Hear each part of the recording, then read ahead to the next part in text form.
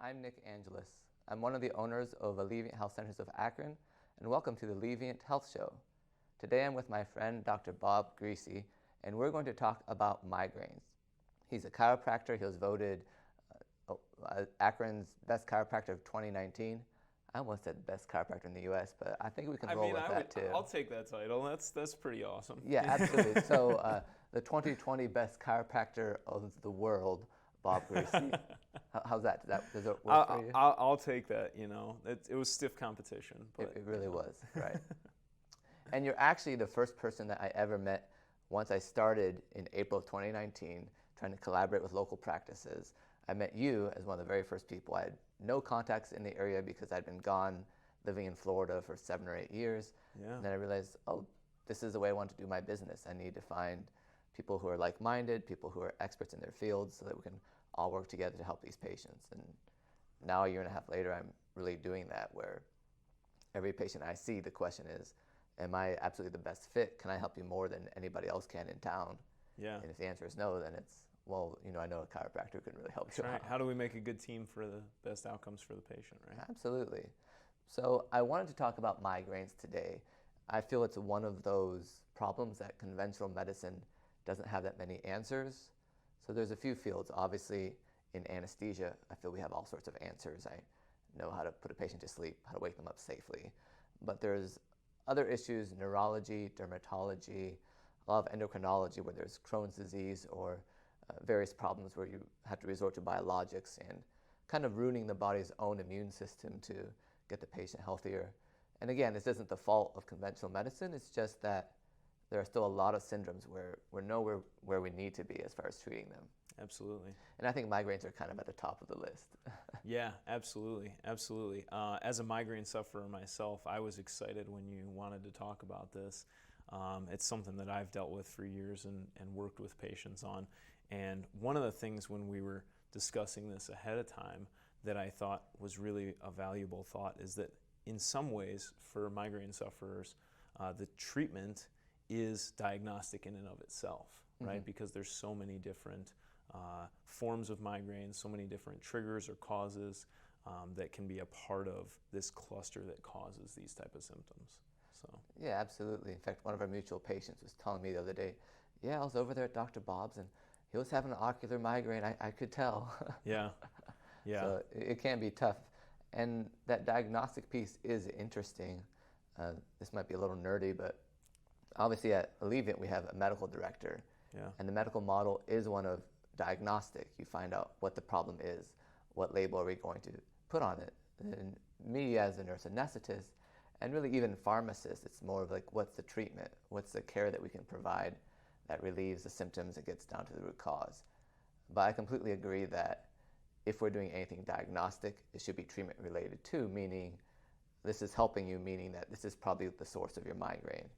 Or of course, this is not helping you, so therefore, here's who you need to go to, or here's what the next step is. Right, yeah. Always having the ability to pivot based on how it's affecting the patient that you're working with. Right. For sure.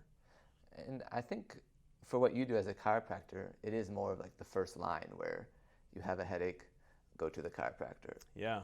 For me, being a nurse anesthetist, I've had patients say, hey, I have some headache, should I come to you, can you help me?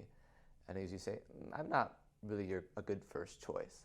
Obviously, a lot of what I do is IV medications, more powerful interventions. The ketamine infusions that we do, for example, work really well for migraines, but again, this isn't for I had a headache last month and I might get one this month. Right. While in your case, it's more of, okay, I have an issue, let's get to the bottom of it right away and start with some chiropractic care. Yeah. So I would say that our approach, being kind of like a first line for these type of symptoms, is usually the structural component. Tension in the muscles of the upper neck, which a lot of research has shown that people who suffer from specifically migraines and tension headaches have reduced mobility in that area. And then also looking at, are there some vitamin or other deficiencies or sensitivities and things like that, and then taking that approach. Beyond that, we're usually kind of working collaboratively with other providers like yourself, nutritionists, medical doctors, neurologists, things like that. So.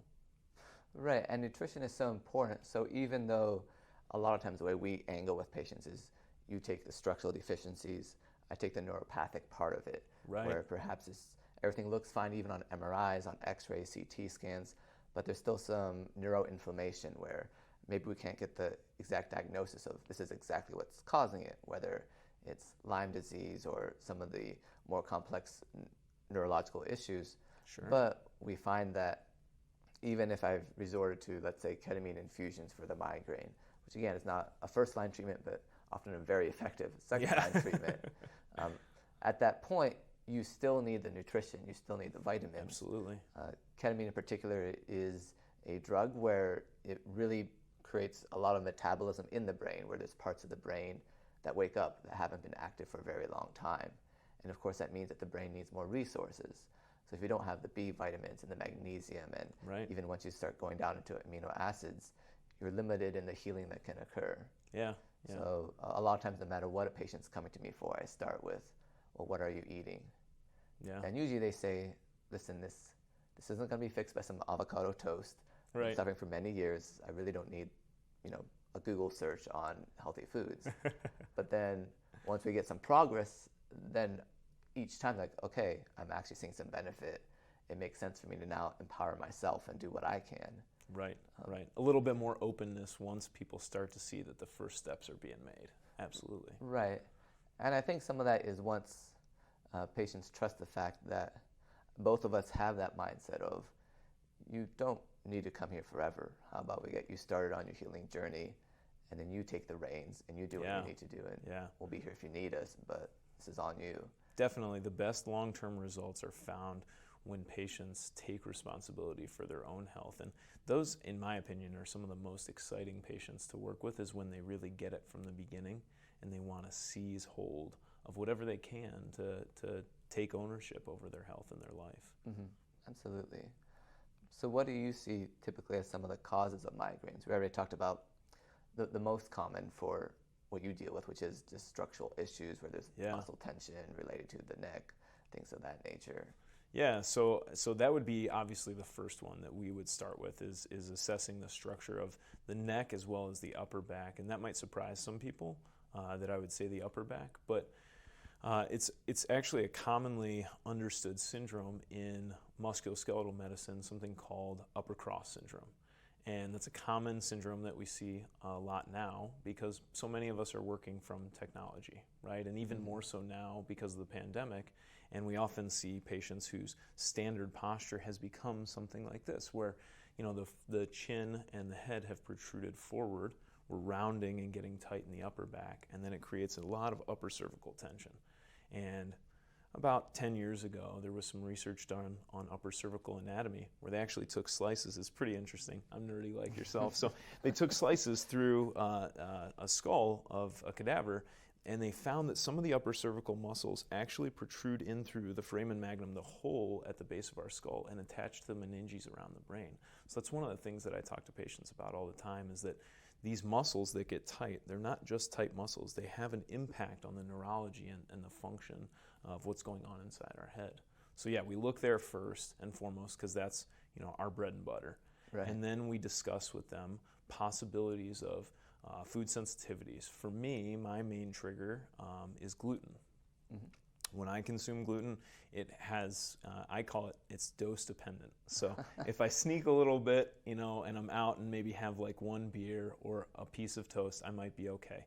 But if I start introducing it enough, then within a few days, the migraine starts to show up. Mm-hmm. And it might come in clusters where I might even have a few in a week. So we start looking at food sensitivities and discuss with them maybe a food diary or something like that. We talk about some vitamin deficiency possibilities, and we look at, hey, could you be missing? Magnesium is one that we talk about. B vitamins is another that we'll talk about with them. Things along those lines, and try and target which one's going to be the most effective, because they're not effective in every single case. But for some people, it's a big difference maker. And then another is hydration. That's key for me.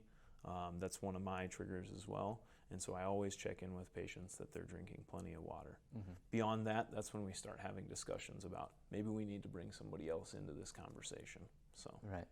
Well, I think the electrolytes are key too, because if you look at the research of drink 8 cups of water a day, there really isn't a basis for that. So a lot of times people will say, well, as long as I drink water, I'll be fine.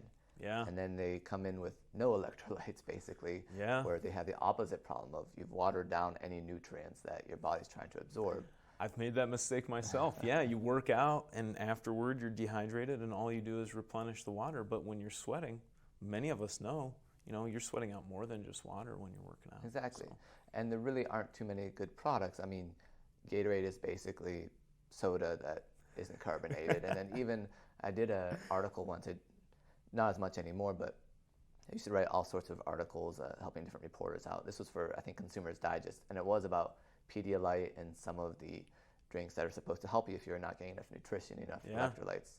And I discovered that many of the ingredients really weren't high quality and could actually cause more problems. So there's plenty of recipes on the internet to make your own electrolyte drink. It's not too difficult, adding magnesium, lemon juice, things of that nature. But a lot of times even salting your food, which can be complex because vascular issues is another reason that you can have migraines. Right.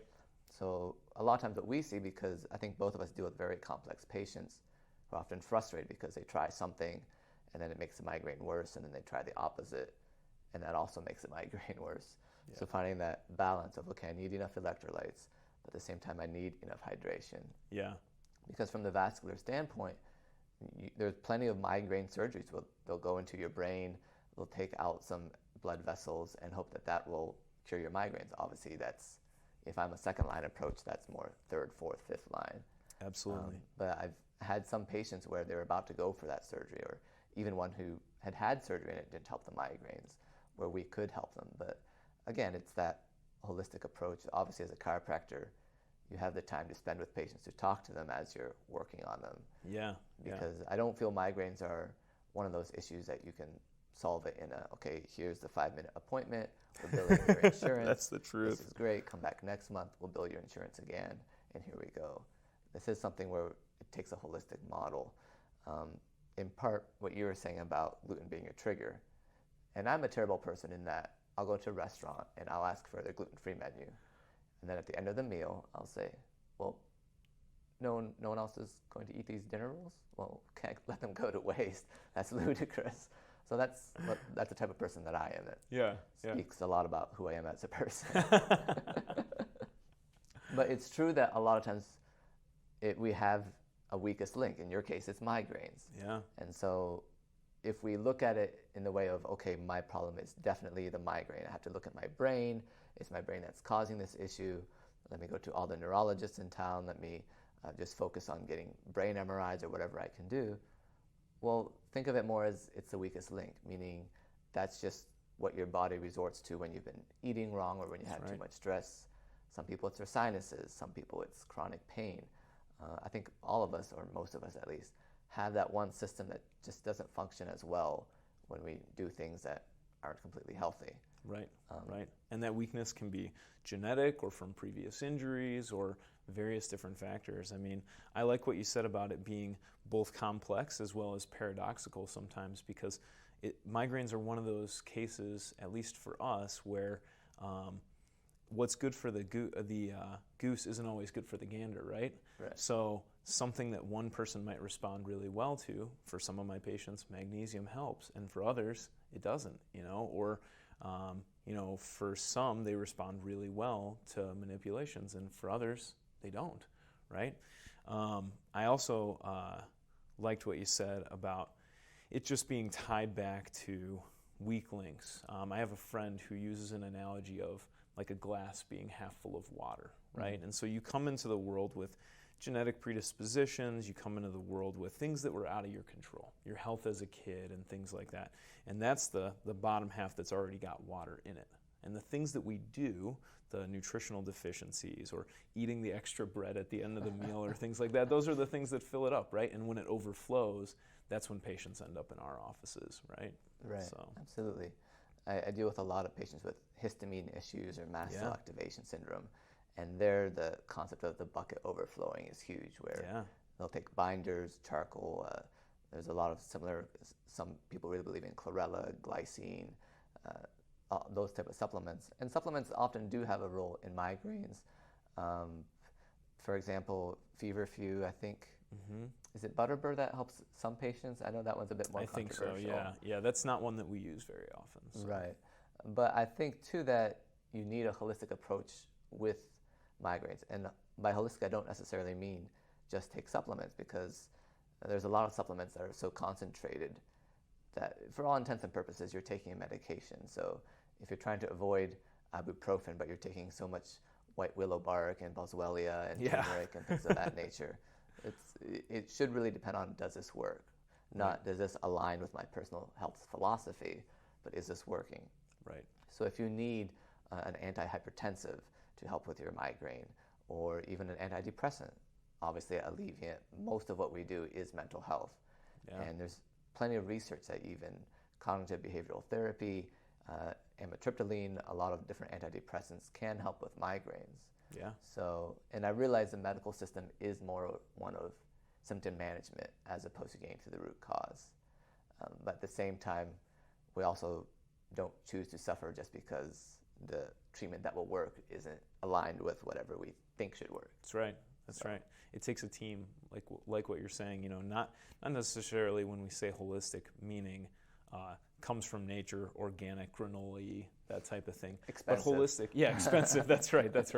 But holistic in the sense of attacking the whole problem, every single piece of it, and sometimes that involves more than one modality. It might include one supplement, one medication, and a specific type of treatment for the body or for the mind. So. Right. Yeah, so I think the best way forward for patients is to do something that will work, whether it's chiropractic, whether it's some of our interventions. Sometimes we'll even do pain creams or infusions that don't involve ketamine that give us a better clue of, okay, here's what's really going on, here's what will help you. Obviously, if, let's say, the magnesium helps in an IV dose, okay, so there is something here. Perhaps we just need to look at a higher dose orally, or a different type of magnesium, one that's absorbed differently or does something different for the body. But I think that is definitely the key, that whether it's from a vascular issue or something completely unrelated, as you were saying about food allergies, where I think in the next 10 years we'll slowly realize how important the microbiome and the gut really is. Oh my goodness, yes. Yeah. My wife and I are doing a gut repair and detox program right now. It's called Repair and Clear. It's by a program called Apex Energetics. And the first focus in the first 3 weeks is just heal the microbiome, right? Like heal the intestinal barrier, reduce any permeability that might be happening there so that we're not developing any new food sensitivities. And then in the second phase, then you go into helping kind of clean things out and get started with that microbiome fresh and healthy and clean again. So, yeah, I think that's really important because, you know, with migraines, there's two ways to look at it. One is the more preventive, where some patients need to be on monthly injections. They have to take Amovig or one of those medications that changes how calcitonin works in their bodies, and that's simply it. Even though they don't know when a migraine will hit, they need to take something every day. Yeah, a prophylactic. Yeah, right, but it makes more sense if the prophylactic work, I shouldn't say more sense, but it's easier on the system and on the wallet if that prophylactic part can be a more natural approach of let me heal the gut, that perhaps this isn't directly related to the migraines, but because it will always help me, it's not like a medication that may have side effects. That is one way to think of it, where, again, a lot of times it's difficult because patients with complex disorders have tried so many things and so many things haven't helped, but the general rule of trying to get healthier, because there are limits to that. For sure. I have people who say, well, I'm 80% organic. I really need to work on that last 20%. And I just say, nope, probably not actually. Yeah, I agree with that. One of the things that we tell our patients is that you have to look at it essentially in a cost-benefit analysis. That's the term that I use. And you say, look, if I'm not drinking any water every day, if I'm like 3 cups of coffee a day and that's the only water that I'm getting, well, that water is foundational, right? But if you're 80% organic, the change that you're going to make in that extra 20% might be expensive or challenging, and you're going to get less of a bang for your buck than you did from that first 80% when you switched over from maybe eating McDonald's to eating 80% organic. You probably saw a dramatic change in that. No, absolutely, because again, stress is so integral to migraines with anything with the head, because sounds kind of silly, but we need to remember that the brain is the only organ that tells us what's going on in words. Yeah. So obviously I deal with a lot of anxious, depressed patients.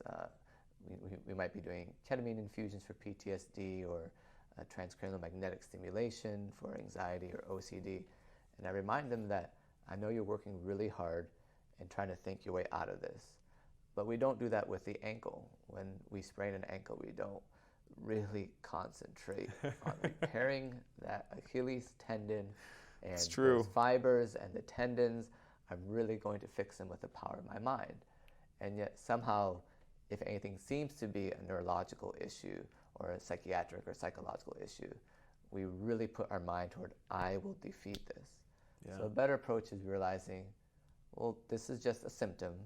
I'm not sure yet what the root cause is, but it's manifesting in that I have increased anxiety, or it's manifesting that after I hang out with my caustic family or this friend who's not good for me, that I tend to get more of these migraines. So by realizing that, we can take that more holistic view of, okay, let me work on the mental health side of this. Not that I'm going to will my body back into shape, but that this is a part, that I can't ignore this part while I'm also going to experts or whatnot. Because again, the more that we can control, the more that's up to us. In part, the better we feel when we do get some relief, that, okay, this is probably through my effort, that yes, I had to go to the chiropractor, or I had to go to Alleviant. But in the end, it was up to me, and it's the patient who will sustain that change. Right.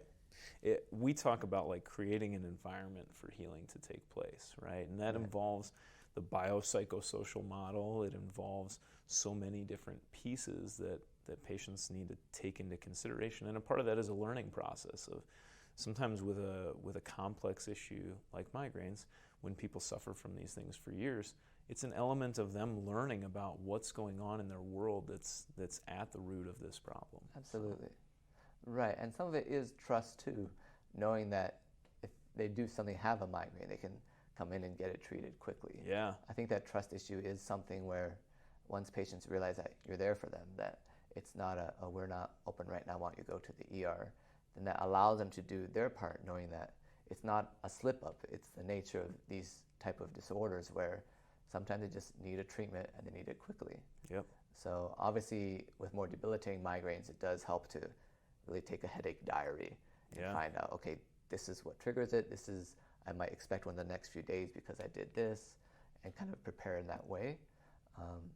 But I certainly have patients who some of their PTSD symptoms are because they had some sort of debilitating pain syndrome, whether it's trigeminal nerve neuralgia or even a fibromyalgia or migraines that were just debilitating. And so learning that trust with your body, finding out that, okay, my body won't betray me, but if it starts doing this, then here's where I can go to get help right away. That's right. Yeah, I think there's a real problem in that, and not that that's an expertise or a specialty in our practice by any means, but when we start to view our body almost as our enemy, that's when we start to have the real problems. It's like, let's work with our body and kind of work alongside and bring a team in to get this moving in the right direction. Exactly. You can't separate and have a civil war where you load parts that aren't working, but you're really about that liver and that spleen. I mean, that spleen has never let me down. Right. That's right. That's right. But my brain, on the other hand, we're no good. Yeah. Exactly. Well, we should probably end this before we get too silly. So anyways, I'm Nick Angelis from Alleviant Health Centers. We provide psychiatric care, counseling, neuropathic pain management, and I'm with Dr. Bob from Healthsource of Fairlawn, America's favorite chiropractor. We are continuing to give him more and more titles as we progress with this show. But thank you all for joining us today. Have a great one.